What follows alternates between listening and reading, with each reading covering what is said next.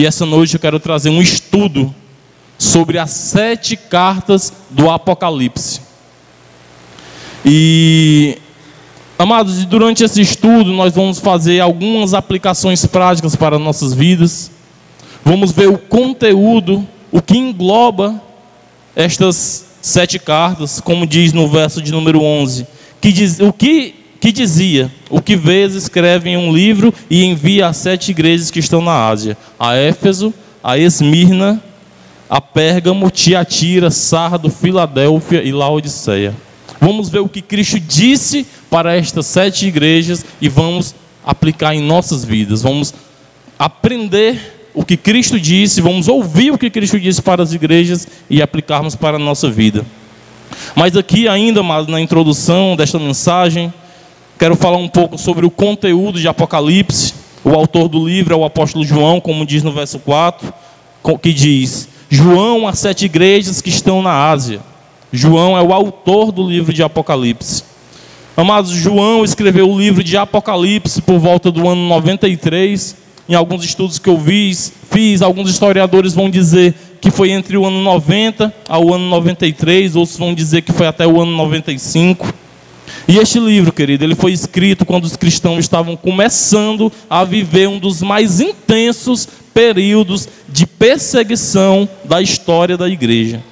O livro de Apocalipse, querido, ele foi escrito numa época em que as autoridades romanas tinham instituído o culto ao imperador. E nesta época o imperador que estava no poder ali de Roma era Domiciano. E naquele tempo, todo aquele que afirmava que Jesus Cristo é o Senhor era perseguido e até mesmo morto. E foi nesse contexto, querido, neste contexto de perseguição, que a carta, o livro, as cartas e todo o conteúdo do livro de Apocalipse foi escrito. E foi esse mesmo imperador Domiciano que enviou o apóstolo João para a ilha de Patmos, sendo perseguido também. No verso 9 ele vai dizer que ele estava na ilha de Patmos, na prisão, por ter pregado a palavra de Deus, por ter testemunhado de Jesus Cristo. E todo o conteúdo, querido, ele foi escrito com uma intenção: de fortalecer a igreja a ser fiel e perseverante e obediente a Cristo até o fim. E a começar pelas cartas que está contidas no capítulo 2 e capítulo 3 deste maravilhoso livro. E é sobre elas que eu quero falar esta noite. E aqui ainda na introdução, quero dizer para você que o meu propósito com esta mensagem esta noite, como eu já falei, é ouvir o que Cristo disse às 7 igrejas e aplicarmos em nossas vidas. Vamos começar. Primeiro, alguns vão dizer, queridos, que o que Cristo disse para as 7 igrejas no primeiro século não se aplica a nós. Não se aplica a nenhuma igreja sobre a face da terra. Alguns vão dizer isso. Mas eu quero refutar isso quando você lê aqui no capítulo de número 2, acompanhe comigo, no verso de número 7, onde diz: quem tem ouvidos, ouça o que o Espírito diz às igrejas. Capítulo 2, verso 11. Quem tem ouvidos, ouça o que o Espírito diz às igrejas. Capítulo 17, capítulo 29, versículo 29. Capítulo 3, verso de número 6. Capítulo 3, verso 13 e capítulo de número 18, vamos repetir a mesma frase. Quem tem ouvidos, ouça o que o Espírito diz às igrejas. Para refutar isso, querido, todas as cartas foram escritas para as 7 igrejas do primeiro século e se aplica a nós também. Quem tem ouvidos, ouça o que o Espírito diz às igrejas. O que Cristo disse, querido, foi para mim e foi para você. Alguns também vão dizer que as 7 cartas, querido, significam 7 épocas diferentes da igreja, 7 eras diferentes da história. Mas eu quero dizer para você que as 7 cartas, quando foram escritas num só período, por uma só pessoa e enviadas para 7 igrejas numa mesma época. Ou seja, os problemas contidos na igreja primitiva foram todos tratados de uma só forma com as cartas. Querido, as 7 cartas do Apocalipse são cartas que foram escritas naquele tempo, mas se aplicam a nós, inclusive para nós, hoje. E nós vamos ver, querido, neste estudo, o que Cristo falou para Éfeso, Esmirna, Pérgamo, Tiatira, Sardes, Filadélfia e Laodiceia, e aplicar para nós, Igreja de Cristo em Fortaleza, e aonde quer que esta mensagem esteja chegando, pela Web Rádio Missão de Fé, e também pelo nosso canal do YouTube, o Missão de Fé Oficial. Quem tem ouvidos, ouça o que o Espírito vai dizer às igrejas esta noite. Amados, quando nós nos deparamos com as cartas do Apocalipse, em cada uma delas nós vamos encontrar peculiaridades. Que são peculiaridades, são conteúdos parecidos. São parecidos, eles se encontram um com o outro. No sentido de que Cristo diz uma coisa para uma igreja, na intenção de dizer também para todos. Inclusive, o próprio livro de Apocalipse, ele foi escrito num único bloco de cartas e enviado para 7 igrejas. Tudo de uma única vez. E a primeira peculiaridade, querido, que nós vamos encontrar nesse estudo dessas 7 cartas, é o destinatário. É aquele a quem a carta foi endereçada. Acompanhe comigo o capítulo 2, no verso de número 1, na parte A do versículo. É para quem a carta foi endereçada, é o destinatário da carta que diz: escreve ao anjo da igreja que está em Éfeso. E você vai encontrar no começo de cada carta: ao anjo da igreja em Tiatira escreve, ao anjo da igreja em Laodiceia escreve, ao anjo da igreja em Filadélfia, em Pérgamo, em Sardes. No começo de cada carta você vai ver Cristo dizendo a quem João deve endereçar a carta. Ao anjo, escreve ao anjo da igreja. Alguns vão dizer, querido, que o anjo aqui significa os seres celestiais.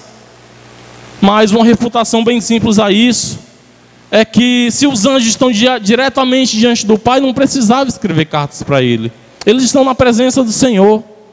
Mas o melhor modo da gente entender e saber quem são esses anjos é quando nós passamos a entender o significado da palavra anjo, ângelos, que quer dizer mensageiro. E quando você aplica essa palavra mensageiro ao contexto das cartas, você vai aprender que Cristo está falando para aquele que traz a mensagem na igreja.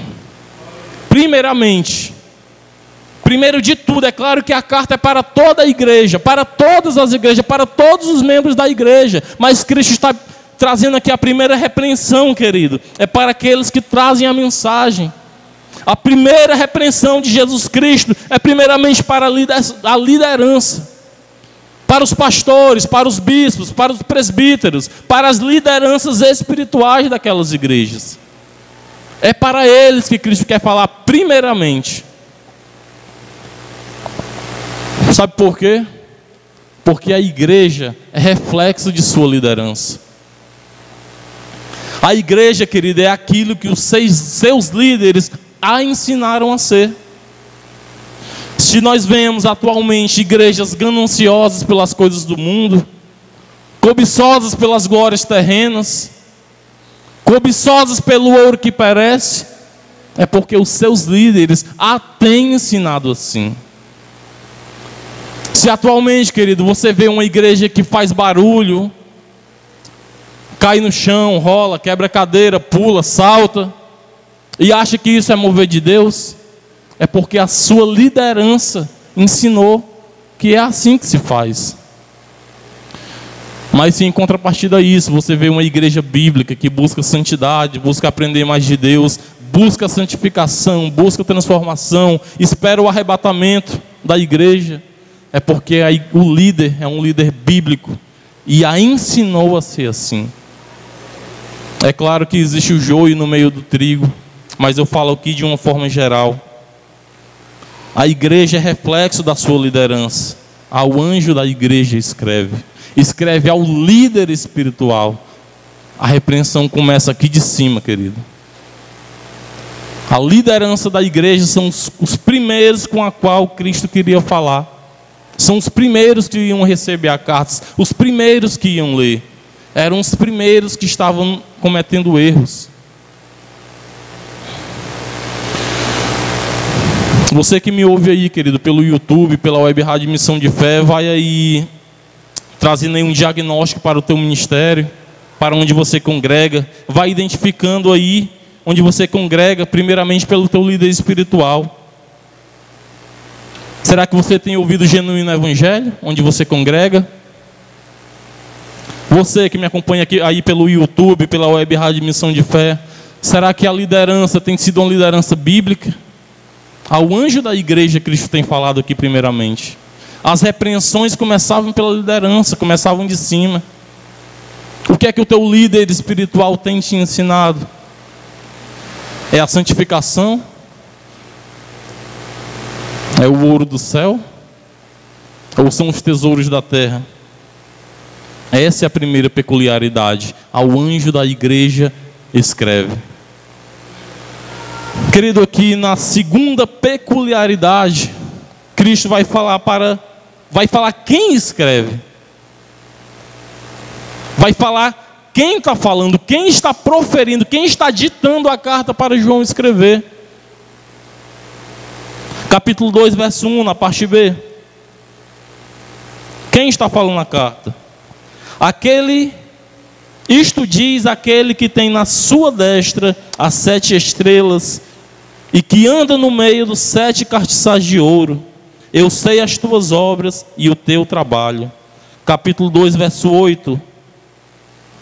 Isto diz, a parte B do versículo, isto diz o primeiro e o último, que foi morto e reviveu.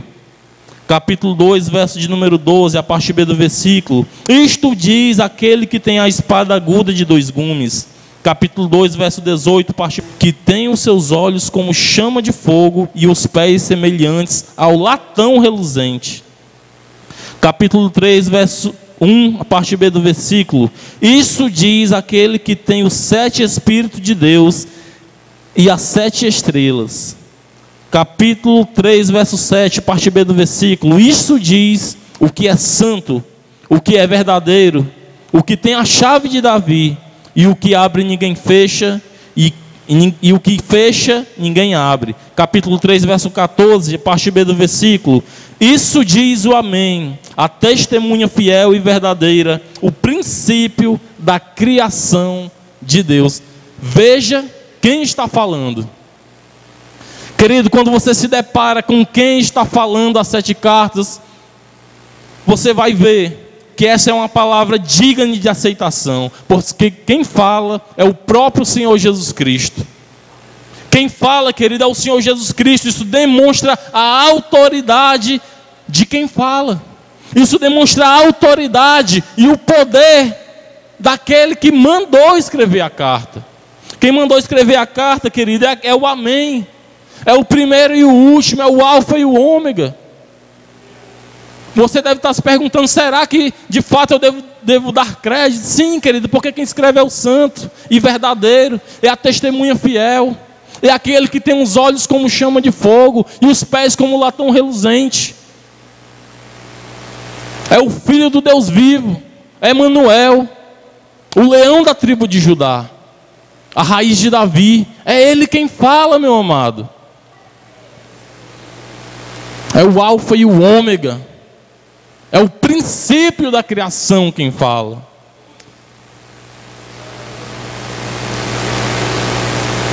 Quem está falando é o grande eu sou.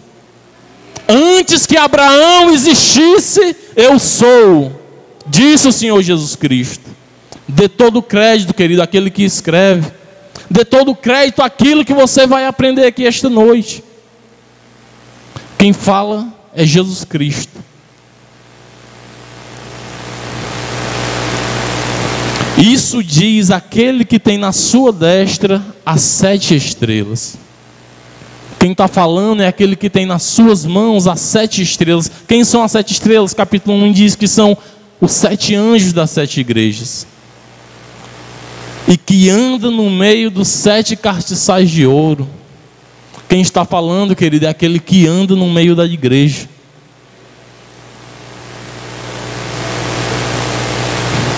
Isso diz do primeiro e último que foi morto e reviveu. Aquele que fala aqui, querido, nestas cartas, não é aquele que esteve vivo e está morto. É aquele que esteve morto e está vivo pelos séculos dos séculos. Esse que fala aqui, querido, não é aquele que está pendurado no madeiro, mas é aquele que foi sepultado e ressuscitou ao terceiro dia.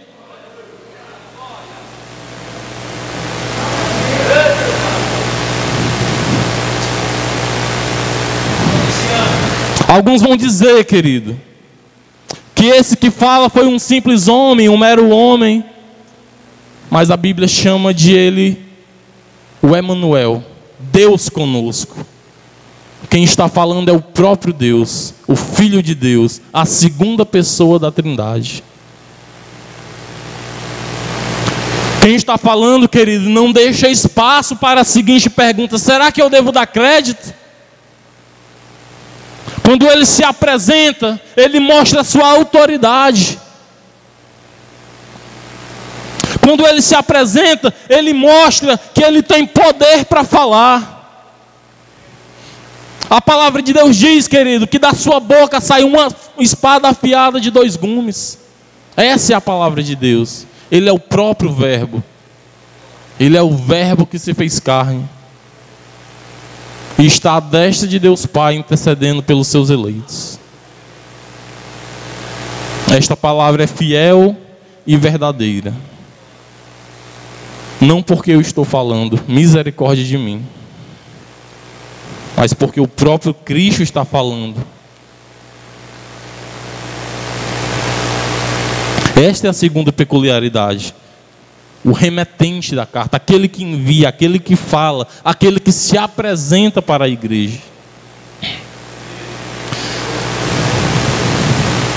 Querido, a terceira peculiaridade, Apocalipse capítulo de número 2, verso de número 2, somente a partir do versículo: eu sei as tuas obras, vamos ler todo. Eu sei as tuas obras e o teu trabalho e a tua paciência. Somente até aí. Somente a partir do versículo. Capítulo 2, verso 9. Eu sei as tuas obras e em tribulação e pobreza, mas tu és rico.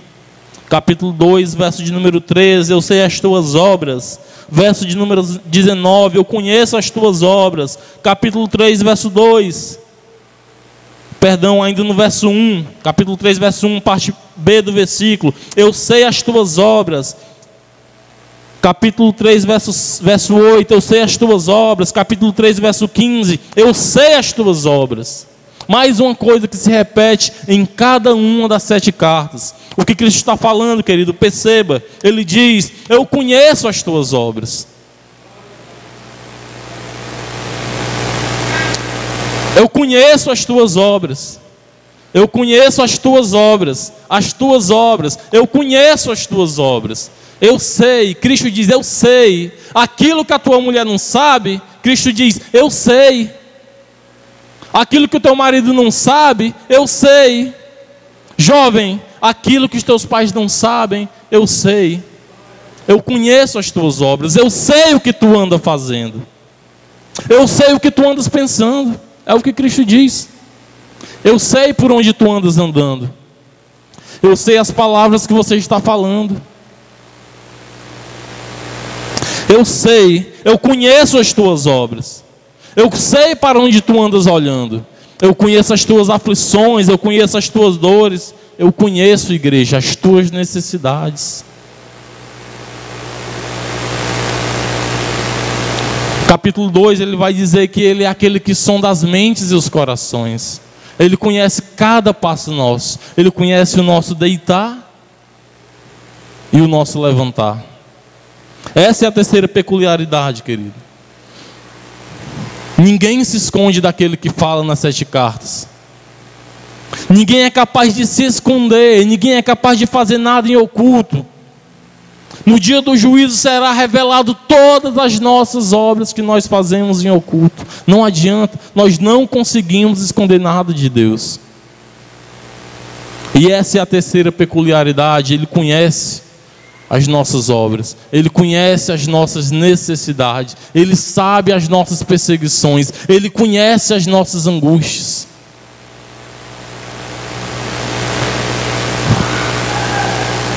Amados, em cada uma das 7 cartas às 7 igrejas,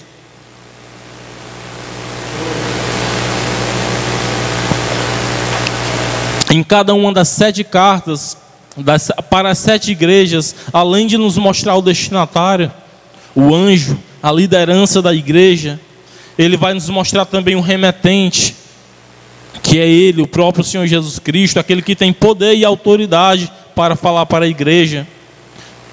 E ele também, querido, ele mostra que ele conhece, ele sabe tudo o que acontece, ele sabe muito bem o que acontece, ele conhece todas as coisas que estão acontecendo em cada igreja sobre a terra. Mas daqui em diante, querido, ele vai nos mostrar outras peculiaridades, nas quais existem diferenças entre as mensagens. É claro, existem diferenças, mas existem peculiaridades. O que Cristo vai falar para a igreja, o que cada mensagem vai nos apresentar de peculiar, apesar de suas diferenças, é que cada uma delas vai conter, primeiro, o diagnóstico da igreja.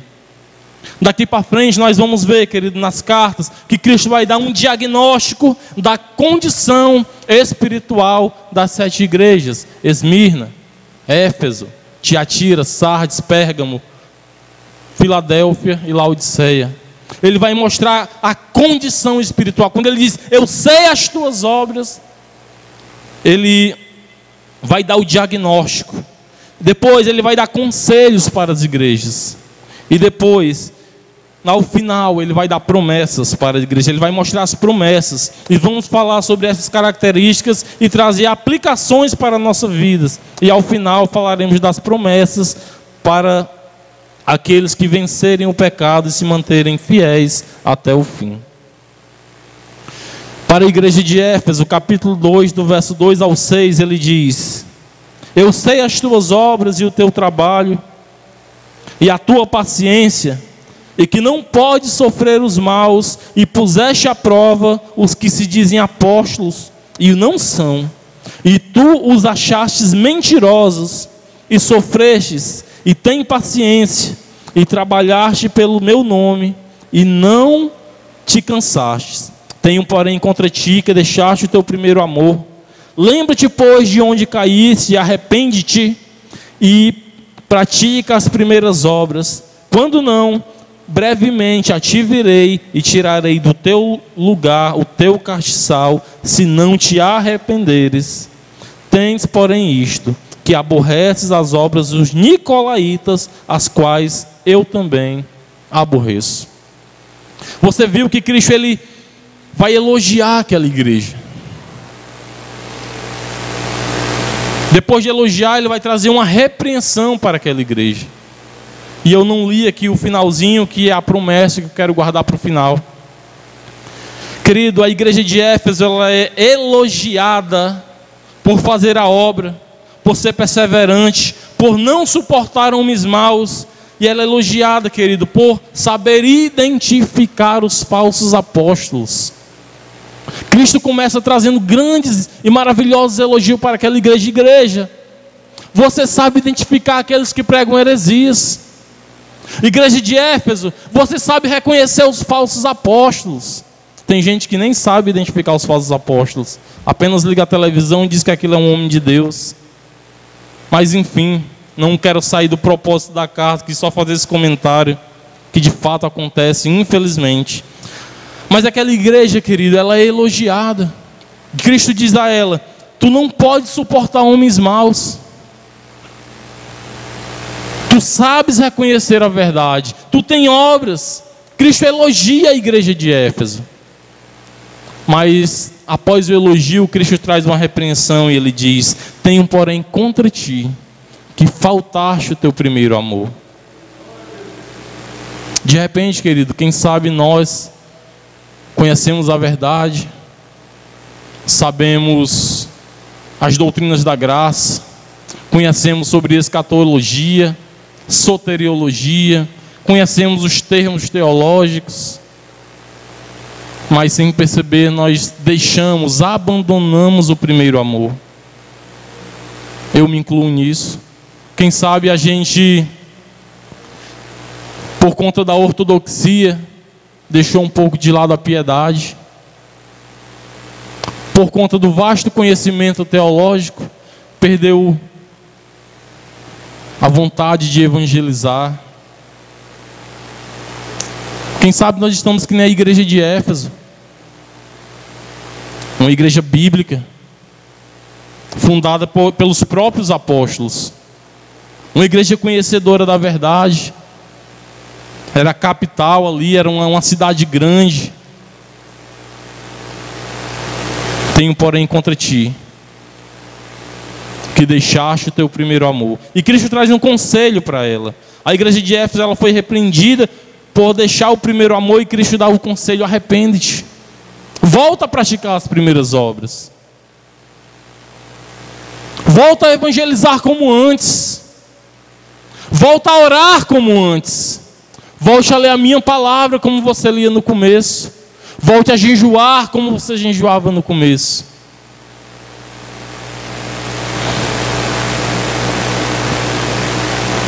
Igreja de Esmirna, acompanhe comigo, verso 9. Eu sei as tuas obras e tribulação, mas tu és rico, e há blasfêmias dos que se dizem judeus e não são, mas são da sinagoga de Satanás. Nada temas das coisas que hás de padecer.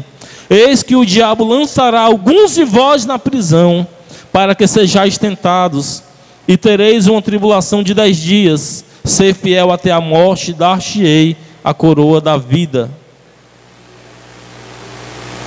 Querido, a igreja de Esmirna foi elogiada, e por sinal ela só foi elogiada, não recebeu nenhuma repreensão, e ela foi elogiada por suportar os sofrimentos.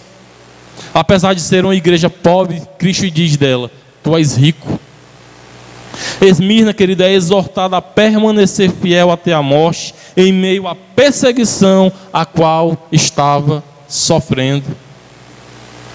A igreja de Cristo é perseguida. Enquanto nós estamos aqui, tenha certeza que tem irmãos nossos fazendo culto às escondidas, fugindo de governos que não aceitam o evangelho naqueles países. A igreja de Cristo, ela foi perseguida no começo, ela é perseguida hoje, ela será perseguida. Cristo diz: tu terás uma perseguição de 10 dias. Cristo promete, Cristo mostra, melhor dizendo, que a sua igreja, ela é perseguida. Nós somos perseguidos, às vezes por um familiar dentro de nossas próprias casas, às vezes por um mau vizinho, ou por saber que você é crente e usado pelo inimigo que quer afligir a tua alma. Nós somos perseguidos, amados. Seja um colega de trabalho, seja na escola, crianças, os jovens. Esmirna é exortada a permanecer fiel até a morte. E Cristo exorta a você, crente que é perseguido, a se manter fiel em meio à perseguição, nem que você precise pagar com a própria vida. Porque ele diz que aquele que for fiel, ele vai dar a coroa da vida, a coroa na eternidade. A igreja de Pérgamo, capítulo de número 2, verso de número 13. Eu sei as tuas obras e onde habitas, que é onde está o trono de Satanás, e retens o meu nome e não negaste a minha fé. Ainda nos dias de Antipas, minha fiel testemunha, o qual foi morto entre vós, onde Satanás habita. Mas umas poucas coisas tenho contra ti, porque tens lá os que seguem a doutrina de Balaão, o qual ensinava a Balaque a lançar tropeços diante dos filhos de Israel, para que comessem dos sacrifícios da idolatria e se prostituíssem. Assim tens também os que seguem a doutrina dos nicolaítas, glória a Deus, dos nicolaítas, e o que eu aborreço. Arrepende-te, pois, quando não, em breve virei a ti, e contra eles batalharei, e com a espada da minha boca. Querido, a igreja de Pérgamo, ela foi elogiada por manter a fé em Cristo Jesus, mesmo em meio à perseguição. E aqui Cristo diz que, mesmo em meio a essa perseguição, lá onde é o trono de Satanás, nesta cidade de Pérgamo, onde foi morto o seu servo Antipas. Querido, Antipas, diz a história que foi um servo de Cristo, que foi perseguido e morto. A história conta que ele foi morto dentro de a barriga de um touro de bronze. Colocaram aquele homem dentro de um touro de bronze e tocaram fogo embaixo, e ele morreu queimado. E ela foi elogiada, que mesmo em meio a essa perseguição, ela se manteve fiel a Cristo. E as duas repreensões que Cristo traz para essa igreja, a igreja de Pérgamo, estão nos versos 14 e 15. Mas umas poucas tenho contra ti, porque tens lá os que seguem a doutrina de Balaão, continuando, o qual ensinava Balaque a lançar tropeços diante dos filhos de Israel, para que comessem os sacrifícios da idolatria e se prostituíssem. Assim tens também os que seguem a doutrina dos nicolaítas, o que eu aborreço. Amados, Balaão, ele é descrito no livro de Números, no Antigo Testamento, e a história, que conta ali a história do povo hebreu, que no final dos 40 anos de perseguição, de peregrinação do povo hebreu pelo deserto, e com o povo já perto da terra prometida, mas acamparam-se nas campinas de Moabe, e os moabitas e os medianitas ficaram amedrontados. Balaque, ele mandou chamar Balaão para que amaldiçoasse o povo. Mas o que é interessante nessa história é que ele não conseguia. Toda vez que ele tentava amaldiçoar o povo, Deus fazia com que ele abençoasse o povo. Não só uma nem duas, mas várias vezes. Toda vez que ele tentava proferir palavra de maldição contra o povo, ele abençoava. E ao final de tudo, querido, Balaão, ele deu conselho para o povo, os medianitas, para fazer uma festa pagã, idólatra, e convidar os filhos de Israel.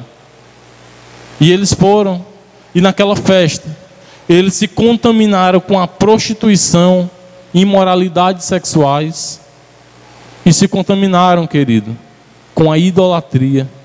E isso estava acontecendo dentro da igreja de Pérgamo. Tinham homens, tinham falsos líderes ensinando o que não convém para a igreja, e fazia com que a igreja se prostituísse, fazia com que a igreja tivesse comunhão com o mundo, com o paganismo, com o mundanismo.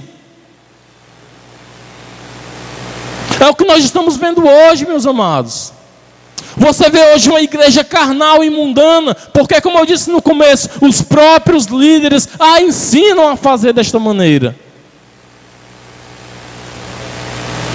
Hoje é promovido festa onde os jovens vão para idolatrar aquele que está cantando, aquele que está pregando, idolatria.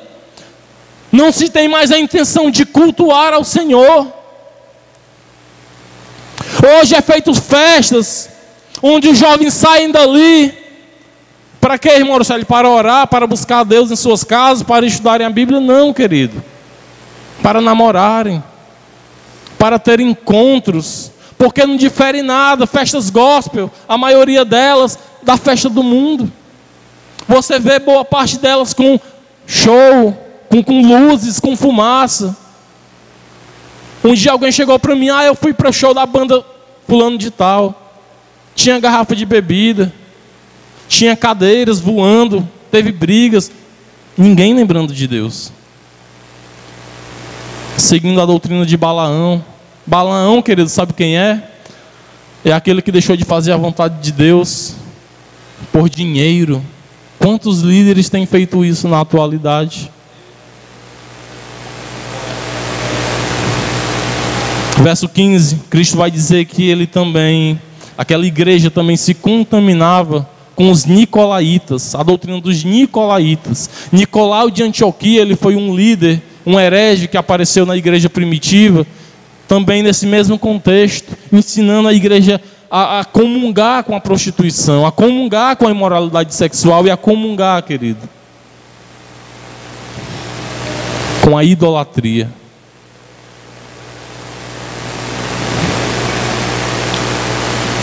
Quero ser bem breve. Igreja de Tiatira, capítulo de número 2, verso de número 19. Eu conheço as tuas obras e a tua caridade, e o teu serviço, e a tua fé, e a tua paciência, e que as tuas últimas obras são mais do que as primeiras. Mas tenho contra ti que tolera Jezabel, mulher que se diz profetiza, ensinar e enganar os meus servos para que se prostituam e comam dos sacrifícios da idolatria. Dei-lhe tempo para que se arrependesse da sua prostituição, e não se arrependeu. Eis que porei em uma cama, e sobre os que adulteram com ela virá grande tribulação, se não se arrependerem das suas obras. E ferirei de morte os seus filhos, e todas as igrejas saberão que eu sou aquele que sonda os rins e os corações, e darei a cada um de vós segundo as vossas obras. Somente até aí. A igreja de Tiatira, querida, ela é primeiramente elogiada por ter obras, por ter caridade, por ter fé, por ter paciência, e porque as suas últimas obras são mais numerosas do que as primeiras. Tiatira, ela foi repreendida porque tolerava Jezabel, mulher que se dizia profetisa, que ensinava e enganava os servos de Jesus, e ensinava os amados a se prostituírem, a comerem dos sacrifícios da idolatria, a participarem da idolatria. E Jesus ainda diz: dê-lhe tempo para que se arrependesse, e não se arrependeram.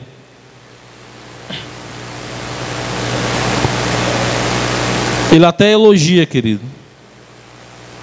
Tem serviço, tem fé, tem paciência. Mas naquela mesma igreja onde tinham crentes fiéis, tinha também o joio. Na mesma congregação onde tem crentes que buscam a santificação, tem aqueles que não estão nem aí, se entregam ao pecado.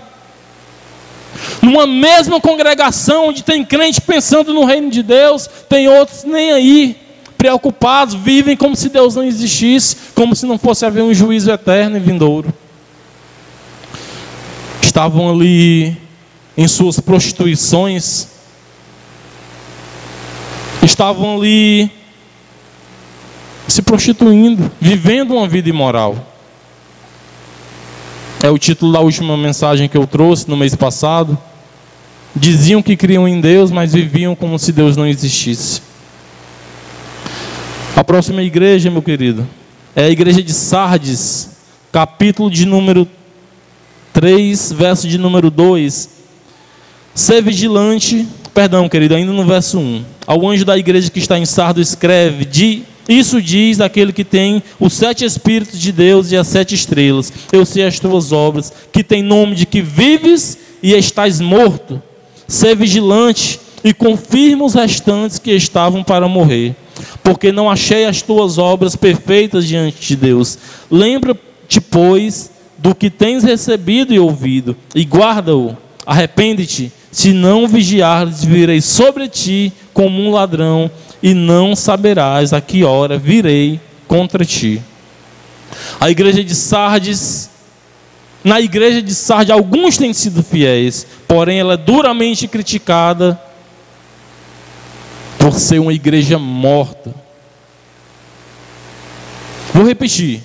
A igreja de Sardes, ou Sardo, em algumas versões vão dizer, foi criticada por ser uma igreja morta.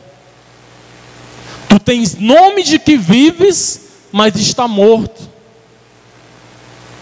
Quantas pessoas, meus amados, neste momento, estão indo lotando templos e mais templos, achando que aquela igreja é avivada,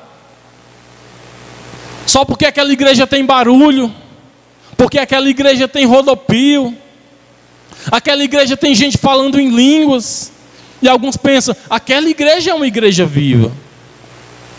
Mas eu te pergunto, amado, como que pode ser uma igreja viva se a maioria delas não tem doutrina?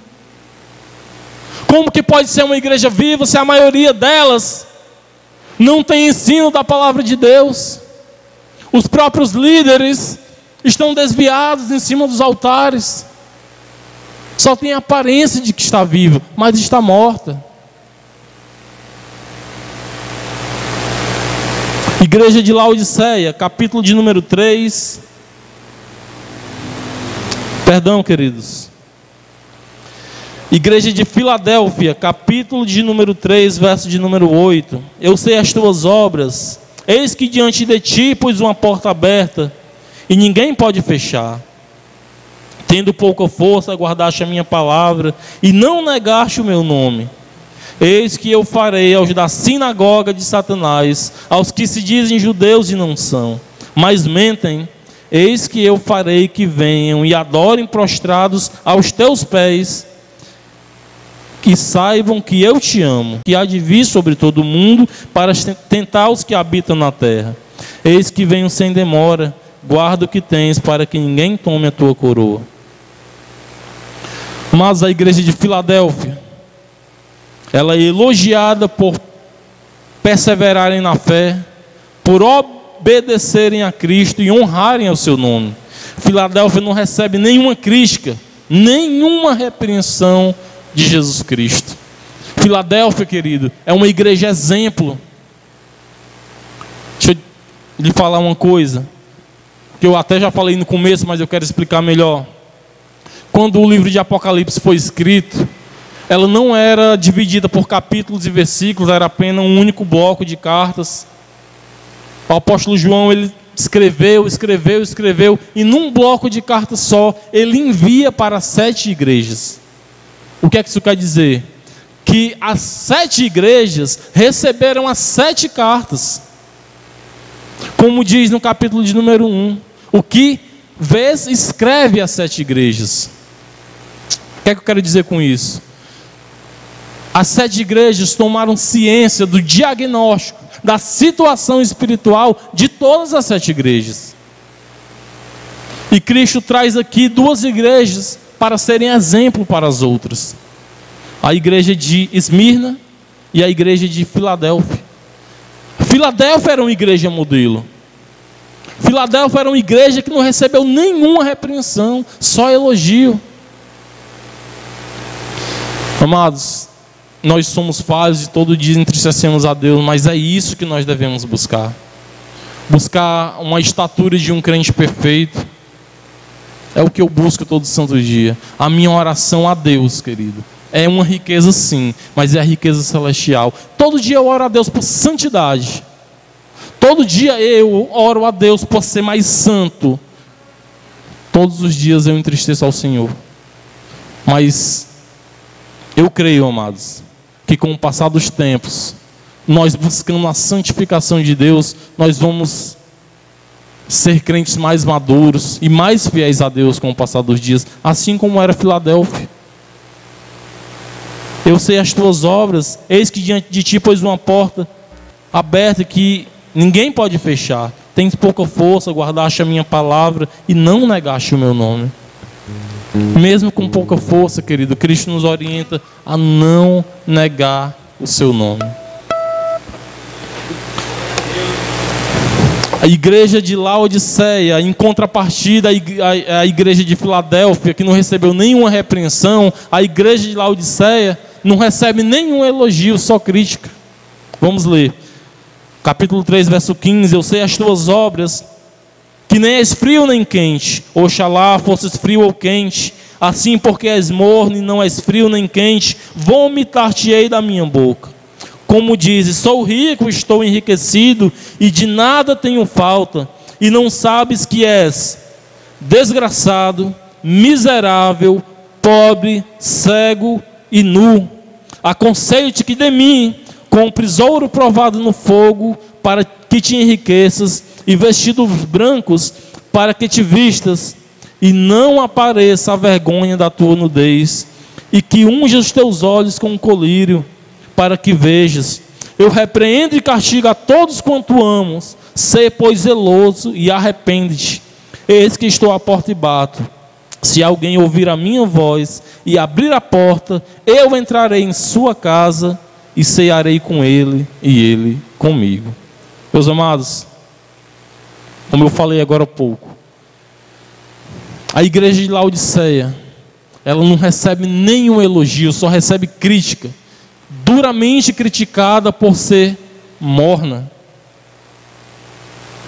Aqui Cristo está fazendo alusão a duas cidades, que uma tinha águas quentes e outra tinha águas frias, mas a cidade de Laodiceia, as águas dela eram mornas. Cristo usa o comparativo ali da geografia para trazer uma repreensão para aquela igreja. Porque não és frio nem quente, porque és morno, estou a ponto de vomitar-te da minha boca. Sabe o que é que Cristo está dizendo? Igreja de Laodiceia, o teu nível de cristianismo me causa ânsias de vômito. O teu nível de cristianismo me causa náuseas. Eu estou a ponto de vomitar-te da minha boca. Quantos de nós temos sido assim? Quantos de nós temos vivido um nível de cristianismo baixo, ralo, e não passa? Você estagnou, você parou, você estacionou. Eu acabei de dizer que eu sou uma pessoa falha, mas, querido, ser falho todos nós somos. O que nós não podemos é nos contentar com as nossas falhas. Eu sou falho e pecador sim, mas isso não me dá legalidade para viver pecando. Eu sou falho e pecador sim, mas isso não me permite que eu viva uma vida entregue ao pecado. Era uma igreja morna. Era uma igreja, como diz o ditado popular, nem lá e nem cá. Era meio crente.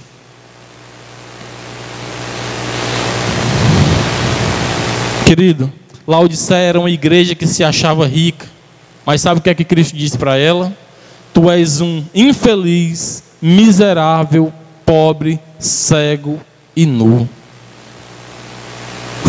Querido, olha quantas igrejas estão dizendo de si mesma: tu és rica, tu és uma igreja abastada, tu és uma igreja grande, tu tens megas templos. Mas Cristo olha para aquela igreja que pregam teologias malditas e diz: tu és uma infeliz, miserável, desgraçado, pobre, cego e nu. Cristo olha para o diagnóstico daquela igreja que se achava grande e dizia: tu é pobre. Em contrapartida, ele olha para Esmirna e diz, no capítulo 2, verso 9: eu sei as tuas obras e tribulações e pobreza, mas tu és rico. As pessoas olham para ti, Esmirna, que diz que tu é pobre, mas tu és rico. Para Laodiceia diz: tu se acha rico, mas tu és pobre. Se você acompanhar comigo, querido, no capítulo 3, verso de número 20, olha o que é que Cristo diz: eis que estou à porta e bato. Se alguém ouvir a minha voz e abrir a porta, entrarei em sua casa e cearei com ele e ele comigo. Geralmente, quando a gente está evangelizando, a gente usa esse texto para os ímpios. Você chega para o ímpio e diz: olha, Jesus está batendo a porta.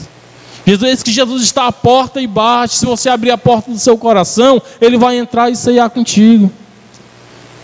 Querido, mas eu quero dizer para você que o contexto desse texto não está falando para ímpio. Quando Cristo disse: eis que estou à porta e bato, Ele estava falando para a igreja. Em outras palavras, apesar de se dizer igreja, Cristo estava do lado de fora. Quantas igrejas não estão nessa situação, achando que está avivada, achando que tem Deus, achando que seus movimentos são movimentos que vêm da parte de Deus, mas Cristo está dizendo: eu estou do lado de fora batendo, eu não estou com vocês, eis que estou à porta e bato. Você contaminou o teu coração com as riquezas e esqueceu que eu estou do lado de fora. É isso, amado, que Cristo está dizendo. Conclusão. Eu pergunto: qual igreja você tem sido? Você tem sido que nem a igreja de Éfeso, conhecedora da palavra, mas lhe falta o primeiro amor? Ou será que você está que nem a igreja de Esmirna, sendo fiel e perseguida? Boa parte da igreja brasileira, querido, tem estado como as igrejas de Pérgamo e Tiatira, que estão adotando a doutrina de Balaão, a doutrina dos nicolaítas, toleram Jezabel, a falsa profetisa. Ou de repente, querido, você possa estar com uma igreja de Sardes, que tem nomes de que vive, mas está morto. Ou você pode até estar como Filadélfia, igreja, querido, que não recebeu nenhuma crítica, só elogio. Ou de repente você deve estar aqui na igreja de Laodiceia, que não recebe nenhum elogio, só crítica. Mas, meu irmão, independente da tua situação espiritual aqui esta noite,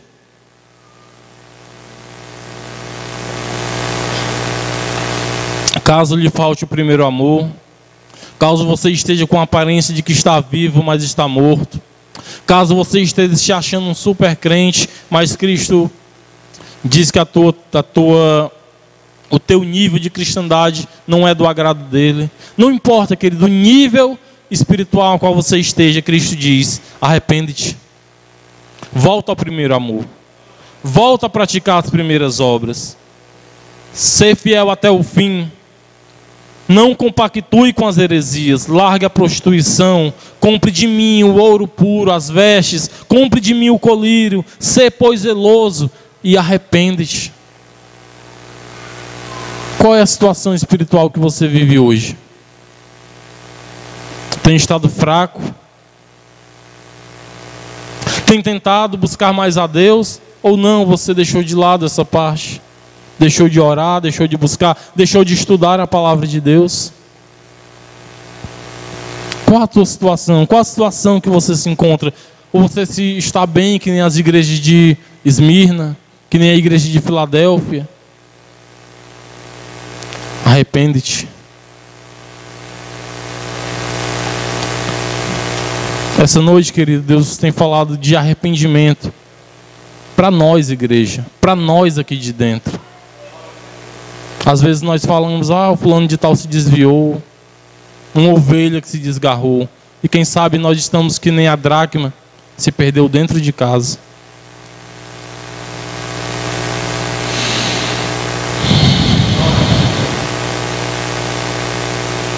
Se você se arrepender dos seus pecados, querido, se você buscar a Deus verdadeiramente, e se você for fiel até o fim, se você perseverar em obedecer a palavra de Deus, acompanhe comigo, tem promessa. Capítulo 2, verso 7. Verso 6. Verso 7, Quem tem ouvidos, ouça que o Espírito diz às igrejas: ao que vencer, dar-lhe-ei a comer da árvore da vida que está no meio do paraíso de Deus. Capítulo 2, verso 17. Quem tem ouvidos, ouça que o Espírito diz às igrejas: ao que vencer, darei eu a comer do maná escondido, e dar-lhe-ei a pedra branca, e na pedra um novo nome escrito, a qual ninguém conhece, senão aquele que o recebe. Capítulo 2, verso de número 28. E dar-lhe-ei a estrela da manhã. Capítulo 3, verso de número 6. Verso de número 5. O que vencer será vestido de vestes brancas, e de maneira nenhuma arriscarei o seu nome do livro da vida, e confessarei o seu nome diante do meu Pai e diante dos anjos. Capítulo 3, verso 12. A quem vencer, eu farei coluna no templo do meu Deus, e dele nunca sairá. E escreverei, aleluia, Senhor, santo é o teu nome, e escreverei sobre ele o nome do meu Deus, e o nome da cidade do meu Deus, a nova Jerusalém que desce do céu, da parte de Deus. Aleluia. Capítulo de número 3, verso de número 21. Ao que vencer, lhe concederei que se assente comigo no meu trono, assim como eu venci e me assentei, aleluia, com o meu Pai no seu trono. Amados, quantas promessas maravilhosas para aqueles que perseverarem até o fim. Promessa de bênção, promessa de vida eterna, promessa de reinar com Cristo por toda a eternidade. Promessa, querido, de um ouro que não perece. Essa é a promessa, querido, para aqueles que se mantiverem fiel a Cristo até o dia eterno. Essas são as promessas para aqueles que perseverarem, forem fiel e obedientes a Cristo até o dia eterno. Ao que vencer, ao que vencer. Eu convido a igreja a ficar de pé em nome de Jesus.